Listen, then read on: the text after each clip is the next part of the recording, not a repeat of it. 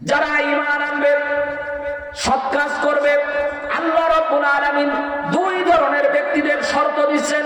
যারা ঈমান আনবে, সৎ কাজ করবে, আল্লাহ রাব্বুল আলামিন তাদের সাথে ওয়াদাবদ্ধ হয়েছেন কি লা ইয়াস্তাখলিফান্নাহুম ফিল আরদ, জমিনের রাজত্ব, জমিনের প্রতিনিধিত্ব, জমিনের ক্ষমতা তোমাদেরকেই দান করা হবে। শর্ত হলো দুইটা, ঈমান আনতে হবে এবং সৎ কাজ করতে হবে, ভালো ভালো কাজ করতে হবে। আল্লাহ রাব্বুল আলামিন এবার বলছেন শুধুমাত্র তোমাদের সাথে কি ওয়াদা করলাম, শুধুমাত্র তোমরা যে জাতি, এই জাতির কাছে কি ওয়াদা করলাম, পূর্বে যত জাতি আমি পাঠিয়েছি সকল জাতির কাছে এই ওয়াদা করেছিলাম আর আমার ওয়াদা পূরণ করেছিলাম। সুবহানাল্লাহ। দুই নম্বরে আল্লাহ রাব্বুল আলামিন কি করবেন? ঈমান যদি আনি, সৎ কাজ যদি করি, ওয়ালা ইউমাক্কিনান্না লাহুম দীনাহুমুল্লাযী ইরতাদা লাহুম, আল্লাহ রাব্বুল আলামিন ওই জমিনে, ওই দেশে, ওই সমাজে ইসলামটাকে এত মজবুত করে দিবেন, ইসলামটাকে রাজকীয় শক্তি হিসাবে দাঁড় করাবেন, ইসলামটাকে বিজয়ী হিসেবে দাঁড় করাবেন। কোন মানুষ যেন ইসলামের যত প্রকার লাভ আছে, যত প্রকার সুযোগ সুবিধা আছে, ইসলামের কোন সুযোগ সুবিধা থেকে যেন বঞ্চিত না হয়, আল্লাহ রাব্বুল আলামিন সেই ব্যবস্থা করবেন। তিন নম্বরে ঈমান যদি আনো, সৎ কাজ যদি করো, আল্লাহ রাব্বুল আলামিন তিন নম্বরে যে পুরস্কার দিবেন, ওয়ালা ইউবাদদিলান্নাহুম মিন বা'দি খাউফিহিম আমনা,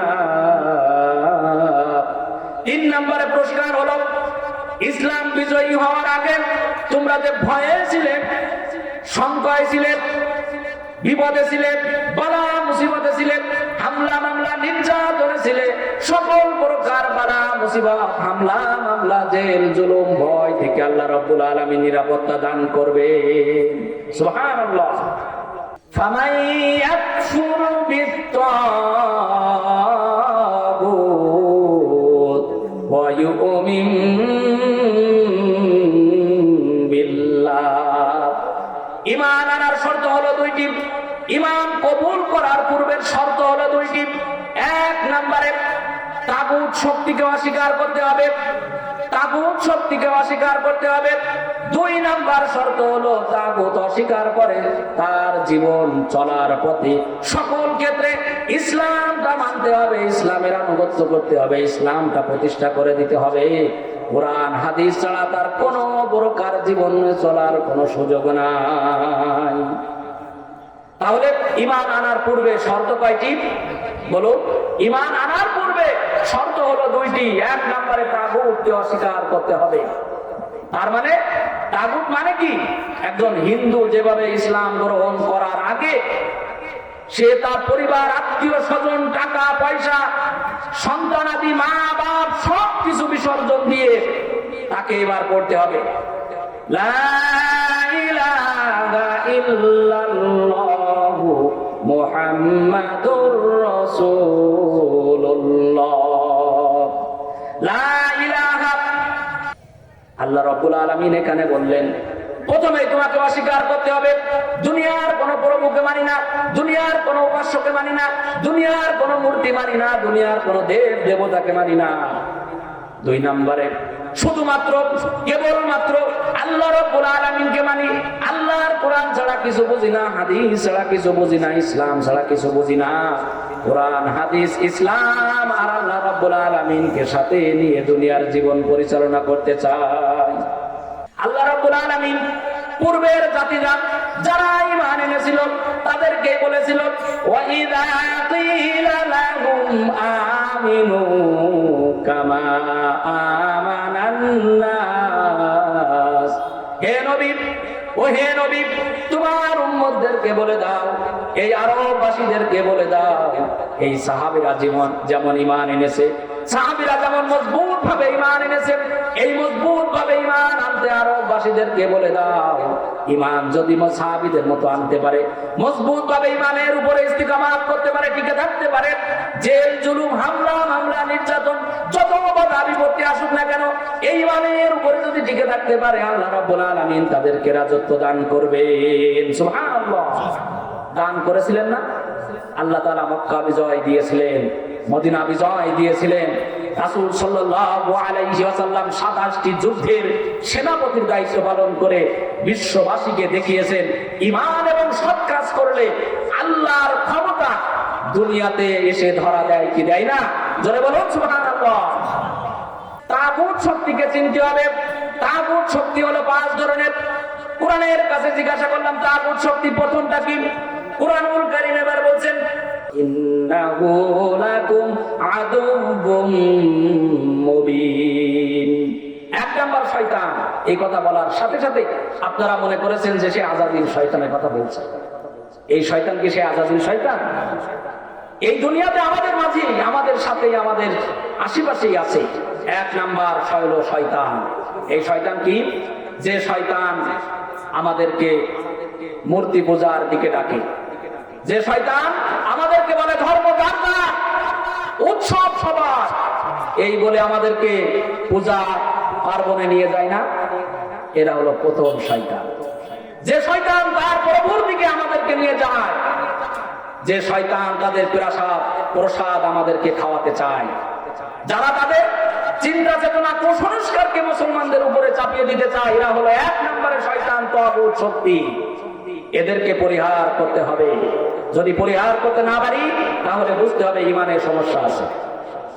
তাহলে এক নাম্বার হলো প্রকাশ্য শয়তান। যে শয়তান আমাদের আল্লাহ থেকে, আমাদের প্রভু থেকে দূরে রাখতে চায়, আমাদের ঈমান থেকে দূরে সরিয়ে নিতে চায়। আল্লাহ রাব্বুল আলামিন বলছেন আলাম আ'হাদ ইলাইকুম ইয়া বানি আদম আল্লা তা'বুদুশ শাইতান। আল্লাহ তাআলা আফসোস করে বলছেন ও আদম শয়তান, ও আদম সন্তান, আমি কি তোমাদের সাথে ওয়াদাবদ্ধ হইনি? আমি কি তোমাদের বলে রাখিনি? আমি কি তোমাদের প্রতিজ্ঞাবদ্ধ হইনি? তোমাদেরকে আমি বলে দেইনি শয়তানের আনুগত্য করবে না, তোমরা ওদের কথা শুনবে না, ওদের মূর্তি পূজায় যাবে না, ওদের দেব দেবতার কাছে যাবে না, ওদের প্রসাদ তোমরা খাবে না। যদি তোমরা খাও তাহলে আল্লাহ রাব্বুল আলামিনের সাথে তোমরা শিরিক করে বসে থাকবে। নাউযুবিল্লাহ। এটা করা যাবে? এটা করা যাবে না। আল্লাহ তাআলা আদমকে আফসোস করে বলছেন আদম সন্তান, আমি তোমাদের বলেছিলাম শয়তানের ইবাদত করো না, শয়তানের কথা শোনো না, তারপরেও তোমরা শুনেছো। ফিরে আসো। তোমরা জেনে রাখো ইন্নাহু লাকুম আদুউম মুবিন। এই শয়তান তোমাদের প্রকাশ্যে তোমাদের সাথেই ডেকে তোমাদের ওদের লাইনে নিয়ে যেতে চায়। বলুন তো এরা প্রকাশ্যে না গোপনে? এই শয়তানগুলো প্রকাশ্যে না গোপনে? আমাদের সাথেই ছিল, থেকে আমাদের বলেছিল, বুঝাইছিল, মুখস্থ করাইছিল ধর্ম যার যার, উৎসব সবার। এখনো বলে, তাই না? আমরা বিরত থাকবো, ফিরে থাকবো। দুই নম্বরে তাগুত শক্তি হলো তারা, তাগুত হলো তারা আল্লাহর বিধান পরিহার করে যারা নিজের আল্লাহর বিধান মানে না, জনগণকে নিজের বিধান আল্লাহর বিধান মানতে দেয় না, এরা হলো তাগুত। কি বললাম? নিজেরা কোরআন মানে না, আবার মানুষদের মানতে দেয় না, মানব রচিত আইন তৈরি করে বসে আছে কিনা। দুই নাম্বার তাগুত শক্তি হলো তারা নিজেরা যারা আইন মানে না, আল্লাহর আইন মানে না, জনগণকে মানতে দেয় না, না মানার জন্য যা করার তারা তাই করে, কৌশল অবলম্বন করে, জোর জবরদস্তি করে, আইন জারি করে, সকল প্রকার বাহিনী তাদের উপরে লেলিয়ে দেয়। এরা হলো তাগুত শক্তি। আল্লাহ তাআলা বলছেন আলা লাহুল খালকু ওয়াল আমর। সৃষ্টি যার, আইন চলবে তার। আল্লাহ রাব্বুল আলামিন আসমান, জমিন, পাহাড়, পর্বত, গ্রহ, তারকারাজি সব সৃষ্টি করেছেন। এখানে তোমরা কেন নিজেরা নিজেদের জন্য আইন তৈরি করে বসে আছো? আইন যদি নিজেরা নিজেদের জন্য তৈরি করো, শান্তি তোমরা পাবে না। কোনদিন শান্তি তোমাদের পরিবারে আসবে না, সমাজে শান্তি আসবে না, রাষ্ট্রে শান্তি আসবে না, আন্তর্জাতিক পর্যায়ে কোনো জায়গায় তোমরা শান্তি পাইবে না। শান্তি করে যদি তোমরা বলি করে মারাও যাও তাহলে তোমরা শান্তি পাইবে না। আল্লাহ রাব্বুল আলামিন বলছেন ইনিল হুকমু ইল্লা লিল্লাহ। বিধান দেওয়ার মালিক, যে আল্লাহ সৃষ্টি করেছেন সেই আল্লাহ আমাদের জন্য বিধান দিয়েছেন, সেই আল্লাহ আমাদের যে ভালো বোঝেন, সেই আল্লাহ আমাদের কোনটা করতে হবে কোনটা না করতে হবে, কোনটা করলে ভালো হবে কোনটা করলে মন্দ হবে, কোনটা করলে সুখ পাবো কোনটা করলে অশান্তিতে থাকবো, কোনটা করলে আমরা দুনিয়াতে বিজয়ী বেশে আমরা থাকতে পারবো, কোনটা করলে ভয় ভীতি কোনো কিছুই থাকবে না। আল্লাহ রাব্বুল আলামিন বলেছেন ইনিল হুকমু ইল্লা লিল্লাহ। এই পৃথিবীতে বিধান দেওয়ার ক্ষেত্রে কেবলমাত্র শুধুমাত্র আল্লাহ তাআলার কাছে তোমরা ফিরে আসো। সুবহানাল্লাহ। আমাদের বিধান দেওয়ার মালিক কে? তাই আমরা বলি আল্লাহর আইন চাই, সৎ লোকের শাসন চাই। কি বলি? আল্লাহর আইন চাই, সৎ লোকের শাসন চাই। আল্লাহ মানায়, কিন্তু আল্লাহর কথাটি আজ হৃদয়ে ভাসে, বারবার মনে পড়ে। কোরআনের পাখি যদি আজ থাকতো বাংলার জমিনে কোরআন শোনার জন্য, তাফসীর শোনার জন্য এমন কোন মাঠ নাই যেখানে জায়গা দেওয়া যেত, ঠিক কিনা? আল্লামা বলেছে 3 বন্ধুর ভিতরে একজনের বাড়িতে আগুন লেগেছে। কি লেগেছে? আগুন লেগেছে, দাউ দাউ করে জ্বলছে। চিৎকার করে হাউমাউ করে চিৎকার করছে আর বলছে তোরা কে কোথায় আছিস, তোমরা আমাকে বাঁচাও বাঁচাও বাঁচাও। দূর থেকে যে বন্ধুর ছিল পেট্রোলের দোকান, সে চিন্তা করলো এই বন্ধুর বিপদে এই পেট্রোল নিয়ে যে ঢেলে দেওয়া ছাড়া উপকার আমার আর করার কিছু না। সে তার বন্ধুর আগুনের ভিতরে যে পেট্রোল ঢেলে দিল। বলুন তো এই আগুন থেমে যাবে না? আর এক বন্ধুর ছিল কাঠের দোকান, সে তার বন্ধুর আহ্বানে চিন্তা করলো আমার বন্ধু ডাকছে, বন্ধুটাকে সারা যদি না দিই মানুষ বলবে বেঈমান, আমি আমার কাঠগুলো নিয়ে যে বন্ধুর আগুনে ঢেলে দিই। বন্ধুর সেই আগুনে যে কাঠগুলো ঢেলে দিল। আপনারা আমাকে বলুন বন্ধুর বাড়ির আগুন সব থেমে যাবে না, নিভে যাবে না? আর এক বন্ধুর ছিল তুলার দোকান, সে চিন্তা করলো 2 বন্ধু যার যা পেরেছে তাই নিয়ে উপকার করেছে, আমি আমার তুলো নিয়ে দৌড়ে যাই, না হলে মানুষ বলবে কি। সে তার তুলা নিয়ে যে আগুনে ঢেলে দিল। আপনারা আমাকে বলুন এই 3 বন্ধু যা করেছে, তারা সবাই কি চেয়েছিল যে বন্ধুর বাড়ি পুড়ে আরো সরকার হয়ে যাক? সবাই চেয়েছিল শান্তিতে আমার বন্ধুর বাড়ির আগুন থেমে যাক, নিভে যাক। কিন্তু আগুন কি থামবে? আগুন কি থেমেছে? এই পৃথিবীতে কোরআন বাদে ইসলাম বাদে শান্তি খোঁজার জন্য সব রাষ্ট্র চেষ্টা করেছে, কোন রাষ্ট্র কোন জনগণকে শান্তি দিতে পারেনি, আর কিয়ামত পর্যন্ত পারবে না। এটাই সত্য কিনা? প্রিয় উপস্থিতি, 2 নাম্বার বলছিলাম নিজেরা যারা কোরআন মানে না, কোরআন মানার ব্যবস্থা যারা করে না, তারা হলো তাগুত শক্তি। আল্লাহ তাআলা বলেন এই তাগুত শক্তিরা কি করে? ইউরিদুনা আইয়াতাহাকামু ইলা তাগুত। এরা যখন রাষ্ট্রীয় ক্ষমতায়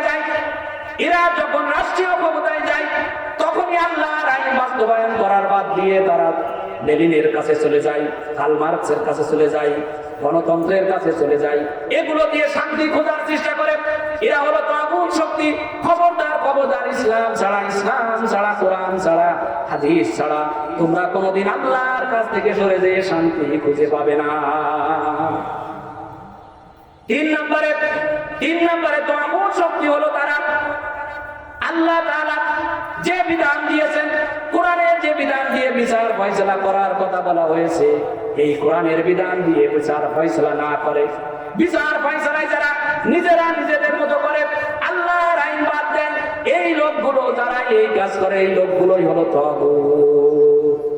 খুব সুন্দর করে তাদের ব্যাপারে বলছেন সূরা মাইদা 44 নম্বর আয়াত, 45 নম্বর আয়াত এবং 47 নম্বর আয়াত, 3 জায়গায় আল্লাহ বলছেন ওয়ামান লাম ইয়াহকুম বিমা আনজালাল্লাহ।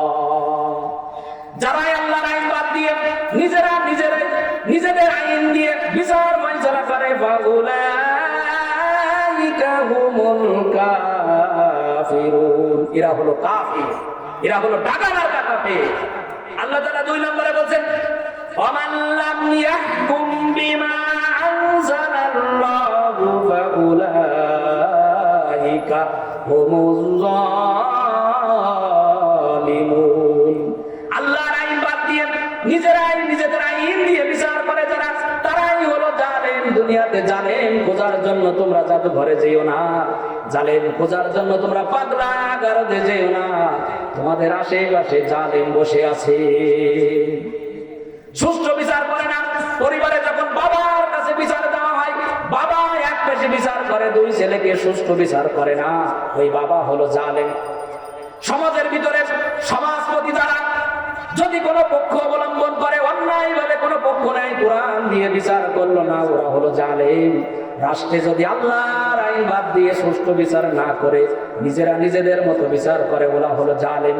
আমরা বারবার জালেম খোঁজার জন্য যেখানে সেখানে ছোটাছুটি করি, আমাদের আশেপাশে জালেম হয়ে বসে আছেন।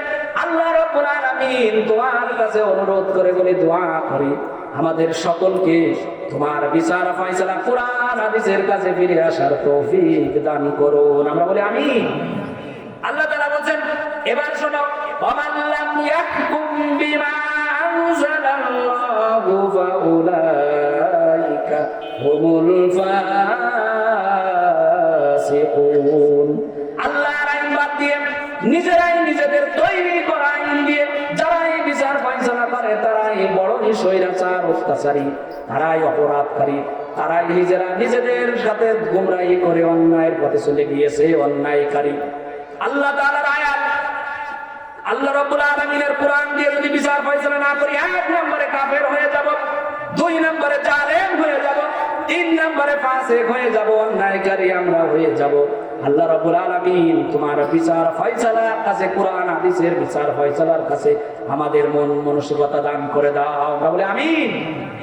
চার নম্বরে তাগুত শক্তি হলো তারা যারা দাবি করে আমরা গায়েব জানি, অদৃশ্যের কোন বিষয় জানি। আমরা ঈমানদার হয়ে ইলম না জানার কারণে, কোরআন হাদিস না জানার কারণে আমরা জ্যোতিষীদের কাছে চলে যাই, যে বলি আমার জীবনে ভাগ্য নির্ধারণ করে দাও। বলেন তো, যে ভাগ্য নির্ধারণ করতে বসে আছে সেও কি ঈমানদার দাবি করে না? ওই লোক হলো তাগুত। সে আন্দাজে বলে দেয়, অনুমান করে বলে দেয়, তোমার জীবনে দেখতে পাচ্ছি শনি আছে, বিপদ আছে, ওখান থেকে ফিরে এসে আল্লাহকে গালি দেয় কিনা? দেয় না? দেয় না? ওখান থেকে ফিরে এসে এই দুনিয়ার সবার ভাগ্য ভালো, আল্লাহ তুমি কি আমার ভাগ্যে এটা লিখলে না, আমার ভাগ্যে কেন খারাপ লিখলে? আল্লাহকে গালি দিল কার জন্য বলেন আপনারা? ওই জ্যোতিষীর জন্য, যারা এই ভাগ্য নির্ধারণ করে দিল। এই জন্য সম্মানিত হাজিরিন, আল্লাহ রাব্বুল আলামিন একমাত্র কেবলমাত্র ভবিষ্যৎ জানেন, আল্লাহ রাসূল ভবিষ্যৎ জানতেন না। আল্লাহ রাব্বুল আলামিন ছাড়া পৃথিবীতে গায়েব আর কেউ জানে না। আমরা ভাগ্য গণনাকারীর কাছে যাব না, আমরা কোন দরবেশের কাছে যাব না, আমরা কোন মোজানা মদখোর গাঁজাখোরের কাছে যাব না, আমরা আমাদের বিধাতার কাছে, বিধানদাতা যিনি আল্লাহ রাব্বুল আলামিন, তার কাছে এসে জীবনের বালা মুসিবত বিপদ আপদ যেটাই পড়ি না কেন সব কথাগুলো তার কাছে বলে দিব। আল্লাহ তাআলা বলেন, ওয়া ইনদাহু মাফাতিহুল গায়বি লা ইয়ালামুহা ইল্লা হু। আল্লাহ রাব্বুল আলামিন বলেন, গায়েবের চাবিকাঠি, গায়েবের বিষয়ে আল্লাহ ছাড়া আর কেউ জানে না। তোমরা যদি কাউকে মনে করো গায়েবের কোন বিষয় আল্লাহ ছাড়া অন্য কেউ জানে, তাহলে তোমরা জেনে নাও, শুনে নাও, তোমরা মুশরিক হয়ে যাবে। নাউযুবিল্লাহ। আমরা কি মুশরিক হতে চাই? আল্লাহ রাব্বুল আলামিন বলছেন, গায়েব আর কেউ জানে, কেউ অদৃশ্য শক্তি আছে এটা মনে করা যাবে না। কেউ আপনার রিজিক দিতে পারে এটা মনে করা যাবে না। কেউ আপনার জীবন শেষ করে দিতে পারে এটা মনে করা যাবে না। কেউ আপনার ক্ষতি করতে পারে এটা মনে করা যাবে না। কোন মানুষের বদ নজরে লেগেছে এটা মনে করা যাবে না। 5 নম্বরে ধর্মযাজক যারা, ভণ্ড পীর যারা, মাজার পূজারী যারা, এরা মাজারে বসে বসে গাদায় টান মেরে বলে মানুষের উপকার করার ক্ষমতা এই মাজারের আছে। তোমরা মাজারে আসবে, মাজারে সিজদা দাও, মাজারের কাছে যাও। এই বাংলাদেশে আছে না এখনো? এই বাংলাদেশ থেকে উঠে গেছে কি? এই মাজার ভাঙ্গা দিয়ে 5 তারিখের 5 জুলাইয়ের পরে মাজার ভাঙ্গা দিয়ে অনেক কিছু হয়ে গেল না? অনেক কিছু হয়ে গেল, আমরা দেখলাম। মাজার ভাঙ্গা খারাপ কি ভালো আমি সেটা বলছি না, কিন্তু মাজারের পক্ষে এমন লোক আছে আমরা কি তাদেরকে ইমানদার হিসাবে মনে করতে পারি? কারণ ইমান আনার পূর্ব শর্ত ছিল এই মাজারকে শক্তির কিছু মনে করা যাবে না, এই মাজার কিছু দিতে পারে এটা মনে করা যাবে না, বিশ্বাস করা যাবে না। সম্মানিত উপস্থিতি, এই 5 ধরনের তাগুত শক্তিকে যদি অস্বীকার করতে পারি, আল্লাহ রাব্বুল আলামিন এবার বলেন ফামান ইয়াকফুর বিত্তাগুত,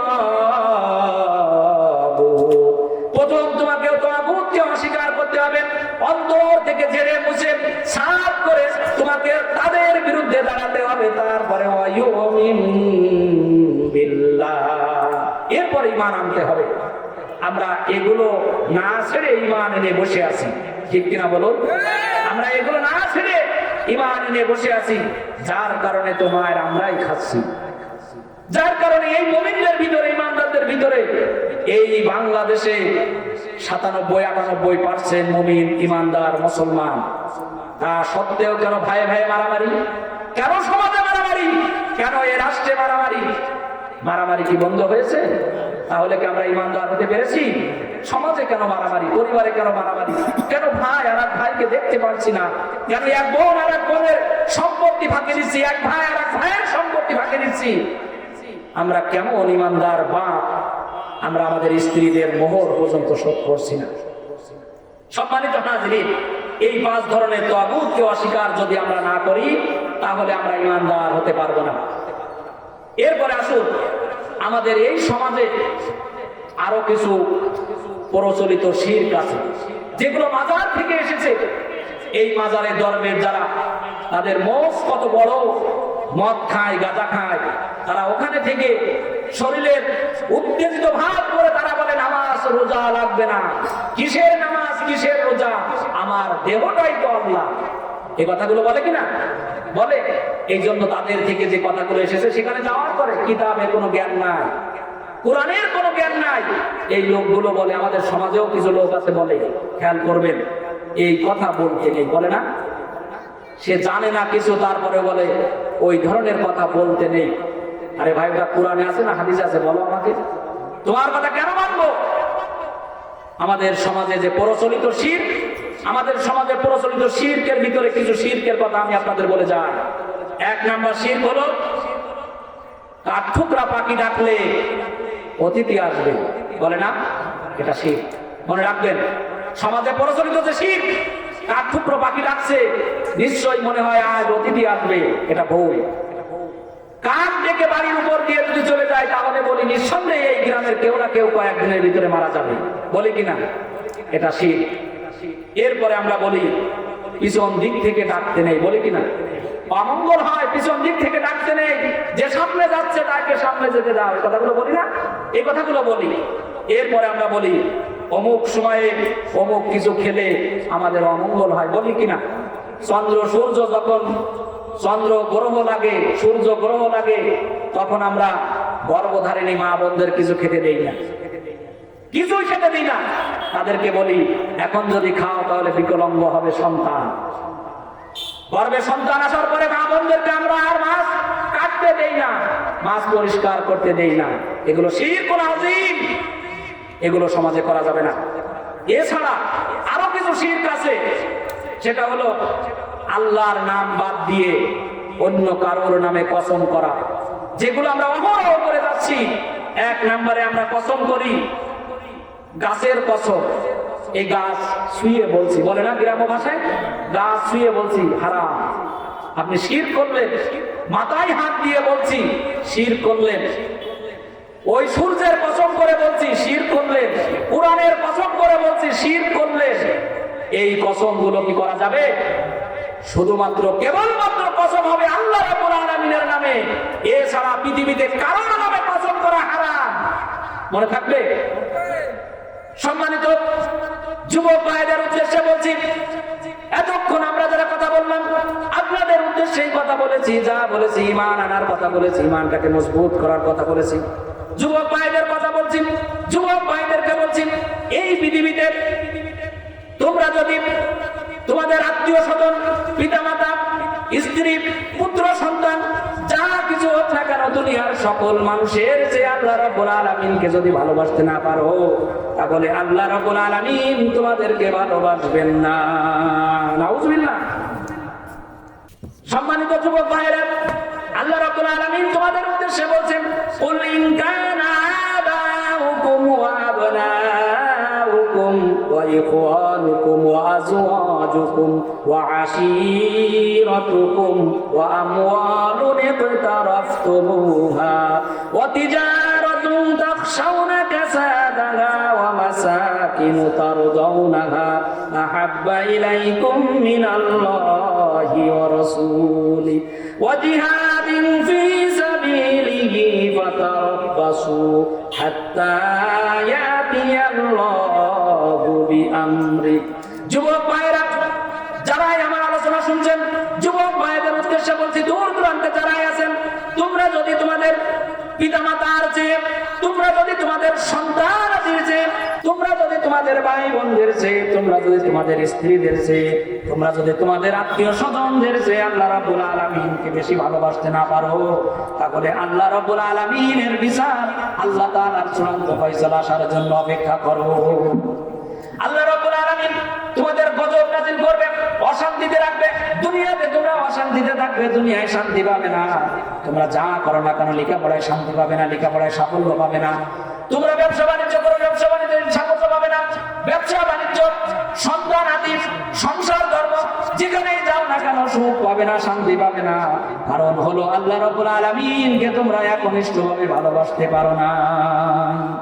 সম্মানিত হাজিরিন, আমি আপনাদের বলছিলাম ঈমান এবং সৎ কাজ করলে আমাদের লাভ কি, পুরস্কার কি, মনে আছে আপনাদের?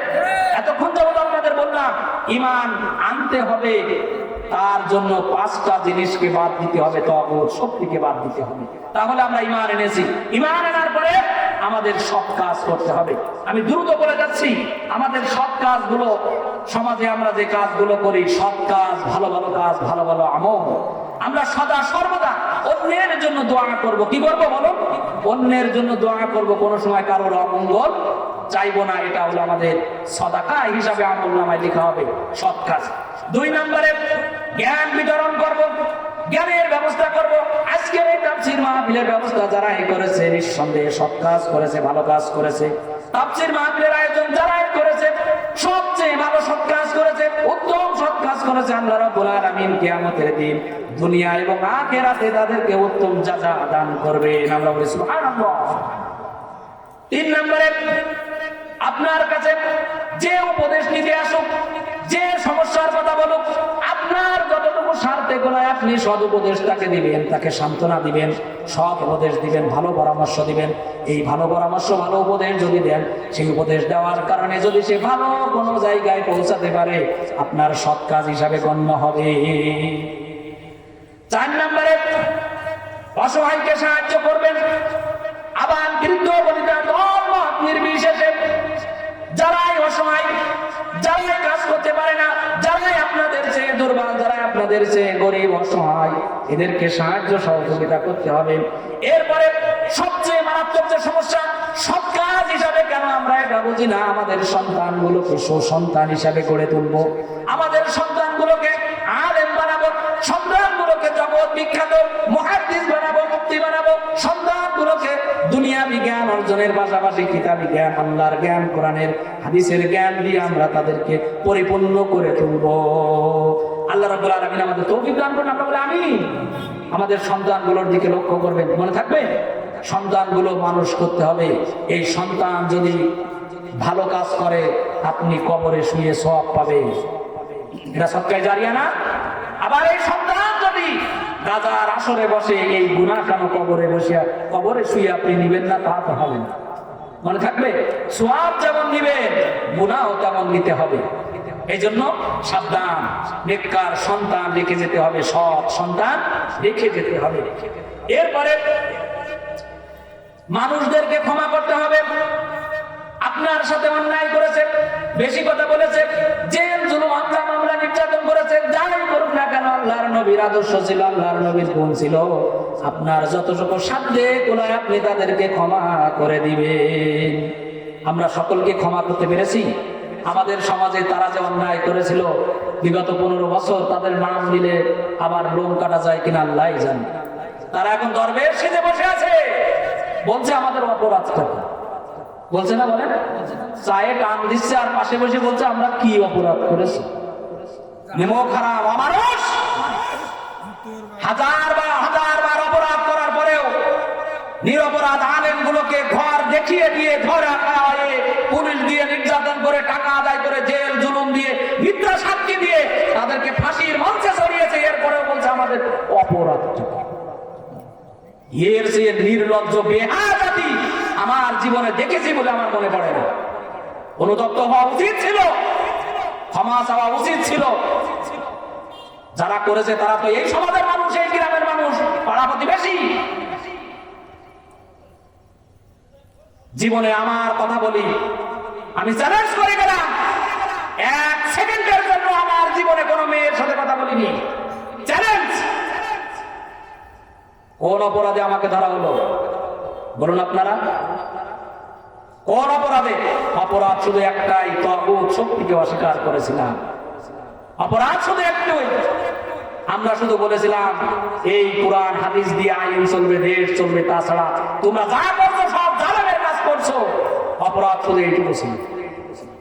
সম্মানিত হাজিরিন, আমি আপনাদের বলছিলাম সব কাজগুলো কি কি? স্ত্রীর সাথে উদার ব্যবহার করতে হবে, স্ত্রীর সাথে ভালো ব্যবহার করতে হবে, স্ত্রীকে ধমক দেওয়া যাবে না, স্ত্রীকে মারা যাবে না, স্ত্রীর সাথে খারাপ আচরণ করা যাবে না। স্ত্রীর ভিতরে সবচেয়ে উত্তম কাজ হলো বিবাহ শাদী করার পরে, স্বামী স্ত্রী বিবাহ শাদী করার পরে উত্তম কাজ, সৎ কাজ, ভালো কাজ। প্রথম কাজ যেটা, সেটা হলো আপনাকে নিজ হাত দিয়ে স্ত্রীর মোহর পরিশোধ করতে হবে। এটাই হলো দুনিয়াতে সবচেয়ে সৎ কাজ। স্ত্রীকে মারা যাবে না, স্ত্রীকে ধমক দেওয়া যাবে না, স্ত্রীর সাথে কটু কথা বলা যাবে না। স্ত্রীর সাথে যত মহব্বত করবেন, আল্লাহর রাসূলের সাথে আপনার চরিত্র মিলে যাবে, নিঃসন্দেহে সৎ কাজ হিসাবে গণ্য হবে। সুবহানাল্লাহ। সম্মানিত হাজিরিন, আবার নির্ধারিত সময় ফুরিয়ে আসছে। আমি দ্রুত সময়ে আপনাদের এতক্ষণ যে কথাগুলো বলেছি মনে থাকবে? ঈমান এবং সৎ কাজ। ঈমান আমরা এনেছি, আমরা এবার সৎ কাজ করব। এই সমাজ পরিবর্তন করার জন্য কাজ করব, পরিবার পরিবর্তন করার জন্য কাজ করব, দেশটা পরিবর্তন করার জন্য এবার কাজ করব। আল্লাহ রাব্বুল আলামিন এবার বলছেন ঈমান আনা এবং সৎ কাজ করবে। দুনিয়াতে আমরা 3টা পুরস্কার পাবো। কয়টা বলুন? দুনিয়াতে 3টা পুরস্কার পাবো, আর আল্লাহ তাআলা আখিরাতে আমাদের 3টা পুরস্কার দিবেন। তাহলে দুনিয়াতে কয়টি আর আখিরাতে কয়টি? শর্ত হলো ঈমান এবং সৎ কাজ করতে হবে, ভালো কাজ করতে হবে। এই কথার ভিতরে কোনো ভেজাল আছে? ঈমান আনতে হবে আর সৎ কাজ করতে হবে, ভালো ভালো কাজ করতে হবে। অমানুষের মতো কাজ করা যাবে না, কারোর প্রতি জুলুম করা যাবে না। নিজের স্ত্রীকে তো অমানুষ মনে করি, নিজের সন্তানদের গোলাম মনে করি, দাস মনে করি, কত অন্যায় অপরাধ না করি, এগুলো আর করা যাবে না। সৎ কাজ। তাহলে ঈমান যদি আনি, সৎ কাজ যদি করি, দুনিয়াতে আমরা 3টা পুরস্কার পাবো।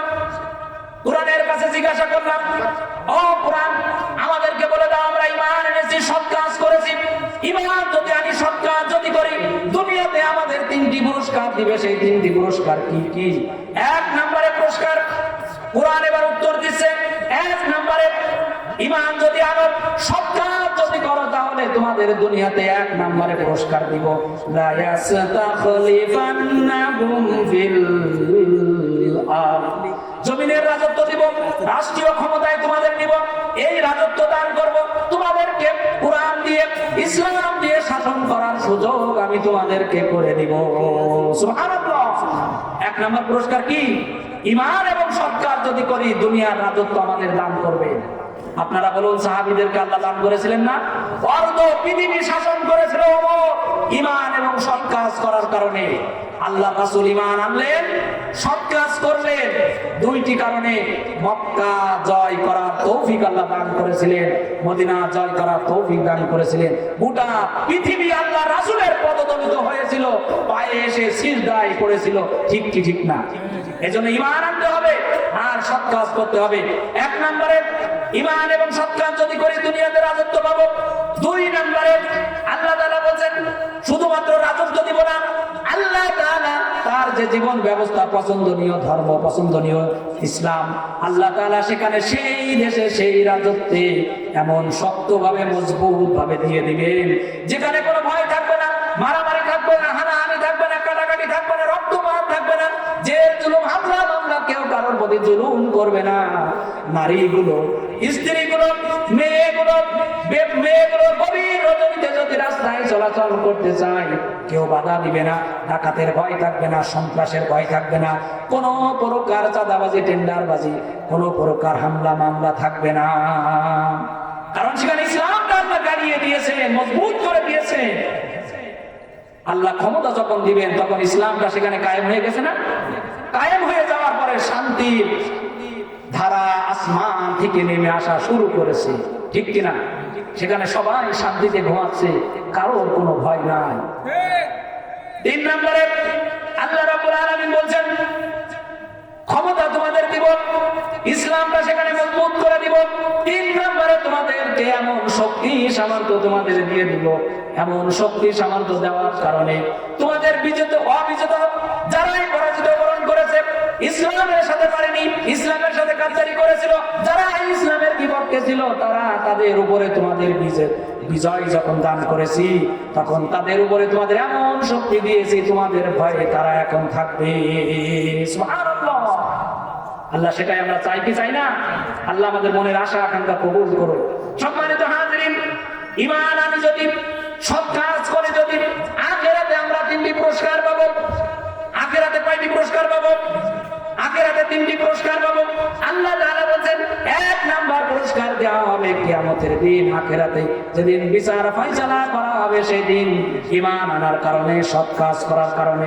ওয়া'আদাল্লাহুল্লাযীনা আমানু ওয়া আমিলুস সালিহাত, যারা ঈমান আনবে, সৎ কাজ করবে, লাহুম মাগফিরাতুন ওয়া আজরুন আযীম। যারা ঈমান আনবে, সৎ কাজ করবে, আদালতে আখিরাতে আল্লাহর কাছে যখন বিচার ফয়সালা হবে তাদের জীবনের সকল গুনাহগুলো ক্ষমা করে দেওয়া হবে। সুবহানাল্লাহ। 1 নম্বরে কি হবে? জীবনের সকল গুনাহগুলো ক্ষমা করে দেওয়া হবে। 2 নম্বরে কিয়ামতের দিন, বিচার ফয়সালার দিন। 2 নম্বরে আল্লাহ রাব্বুল আলামিন আমাদের বিরাট জান্নাত দান করবেন। কোথায় পেয়েছি? কোরআনের কাছে জিজ্ঞাসা করলাম, কোরআন আমাদেরকে জীবনের সকল গুনাহ শুধু ক্ষমা করে দিয়ে কি ক্ষান্ত হবে আল্লাহ রাব্বুল আলামিন? আল্লাহ তাআলা এবার বলছেন, না না না, আমি তোমাদের সকল গুনাহ ক্ষমা করে দিয়ে ক্ষান্ত হব না। আমি এবার তোমাদের কি করব শুনুন। ওয়াল্লাযীনা আমানু ওয়া আমিলুস সালিহাত উলাইকা আসহাবুল জান্নাহ। আমি এবার তোমাদের বিরাট জান্নাতে প্রবেশ করাবো, যে জান্নাতের ভিতরে তোমরা আরাম আয়েশ করার জন্য সব কিছু পেয়ে যাবে। সুবহানাল্লাহ। তাহলে 2 নাম্বার কি? আমাদের গুনাহ ক্ষমা হবে। 2 নাম্বার আল্লাহ জান্নাত দান করবে।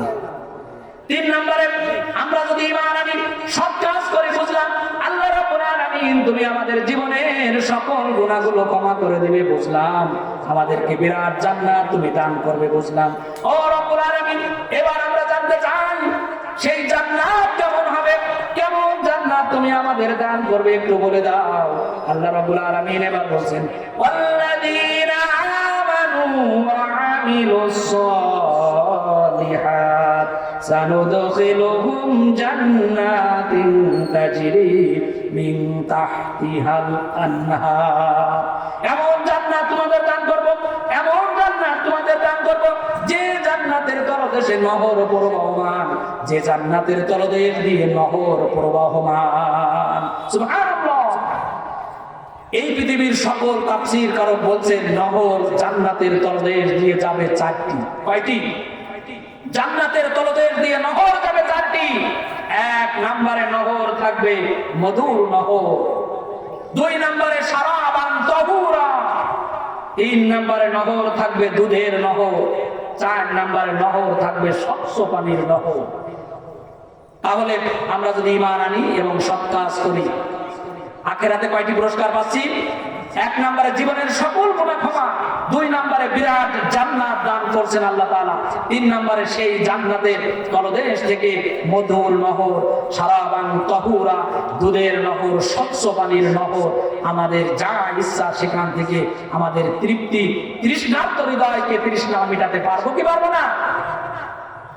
সম্মানিত হাজিরিন, শর্ত ছিল ঈমান আনতে হবে, সৎ কাজ করতে হবে। তাহলে আবার আমি আপনাদের রিপিট করছি, ঈমান যদি আনি, সৎ কাজ যদি করি, দুনিয়াতে আমরা তিনটি পুরস্কার পাবো। এক নম্বরে আমাদের খিলাফত দান করা হবে, রাজত্ব দেওয়া হবে, আমরা রাষ্ট্রীয় ক্ষমতায় যাব। দুই নম্বরে আল্লাহ তাআলা সেখানে তার মনোনীত জীবন ব্যবস্থা কেবলমাত্র শুধুমাত্র যে ইসলাম, এই ইসলামটাকে শক্তিশালী করে দিবে। তিন নম্বরে আল্লাহ তাআলা সেখান থেকে যে ভয়, ভীতি, সন্ত্রাস, ডাকাতি, রাহাজানি, খুন খারাপি সব কিছু দূরীভূত করে দিবেন। আর তিনটি পুরস্কার আমরা কিয়ামতের দিন কি পাবো, বিচারের দিনে কি পাবো? এক নম্বরে জীবনের সকল গুনাহ ক্ষমা হবে, দুই নম্বরে জান্নাত দান করা হবে, তিন নম্বরে আমাদেরকে সেই জান্নাতটা সাজানো, সুন্দর সুশোভিত করা, সেই জান্নাতে আমাদের প্রবেশ করাবেন। সম্মানিত হাজিরিন, আল্লাহ রাব্বুল আলামিন আমি যে কথাগুলো বললাম, এই কথাগুলো আগে আমার জীবনে বাস্তবায়ন করার, আমল করার তৌফিক দান করুন। আল্লাহ তাআলা আমাদের সকলকে ঈমান এবং সৎ কাজ করার, আঞ্জাম দেওয়ার, পরিবার থেকে শুরু করে আন্তর্জাতিক পর্যায় পর্যন্ত আমল করার তৌফিক দান করুন। আমরা সকলেই বলে আমিন। সুবহানাল্লাহি ওয়া বিহামদিহি, সুবহানাল্লাহিল আযীম।